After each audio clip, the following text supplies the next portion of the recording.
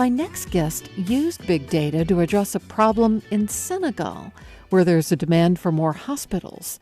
The question was, where should the new hospitals be built to serve the most people? Russ Gore of Old Dominion University won a contest using big data to answer this question. Ross, you are part of a team that used cell phone records and tweets to figure out where to build hospitals in the African nation of Senegal.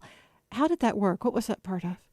So that was part of the Data for Development Challenge, funded by the Orange Foundation and the Bill and Melinda Gates Foundation. So the challenge released 2 sets of cell phone records, one that spanned an entire period of a year and just showed where people were when they made phone calls. The second one followed a smaller set of people, but for a 2-week period, and showed essentially all the locations of the phone calls they made in those 2 weeks. And you were supposed to look at that and figure out, what could I do that would be helpful to Senegal with only this information? That's exactly correct. So using just that information, what type of result can you put forth that will further the development of Senegal? And so we are interested in identifying the locations of future hospitals that would benefit the most number of people who currently didn't have access to a hospital in a small enough time period to receive realistic care. Why did you think of that? It seemed to be a problem with just kind of how spread out people are in Senegal and how condensed the actual hospitals were around urban areas, that there were simply vulnerable populations that didn't have any chance, if they had a stroke or a heart attack, to make it to the hospital. Did you have to research the country to know that?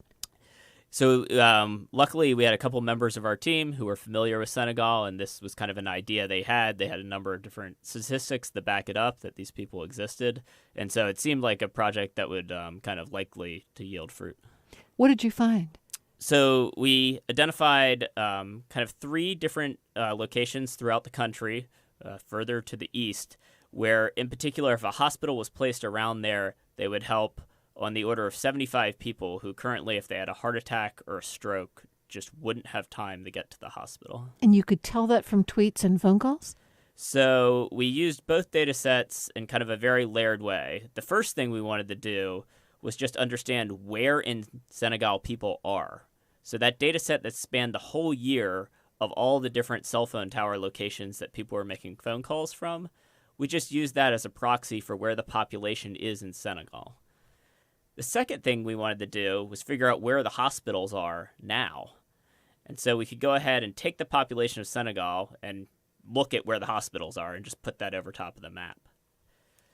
The last thing is we had to figure out how long it took someone to travel from a certain point in Senegal to a hospital. And so that's where we used the finer grain data set, where we could tell about how long it took people to move from one point to another point where they were making phone calls. And we used that as a proxy for essentially the travel time. The one piece of information we kind of overlaid in between information that we got from the cell phone records was the current hospital locations.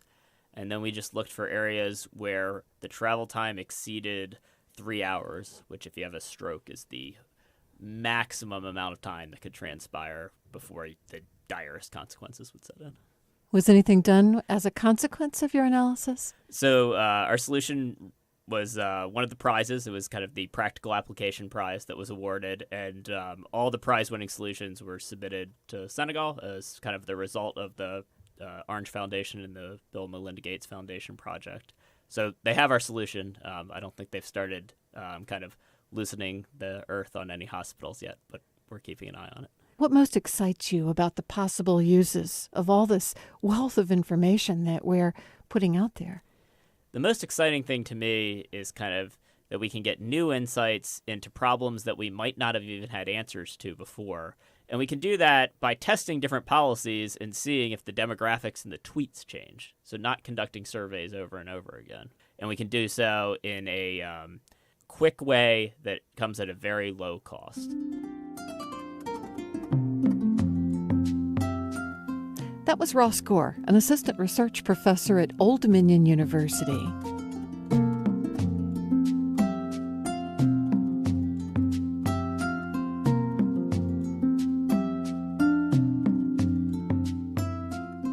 Major support for With Good Reason is provided by the Shia Khan Foundation and by the University of Virginia Health System, a National Cancer Institute-designated cancer center researching and developing the treatments of tomorrow, uvahealth.com.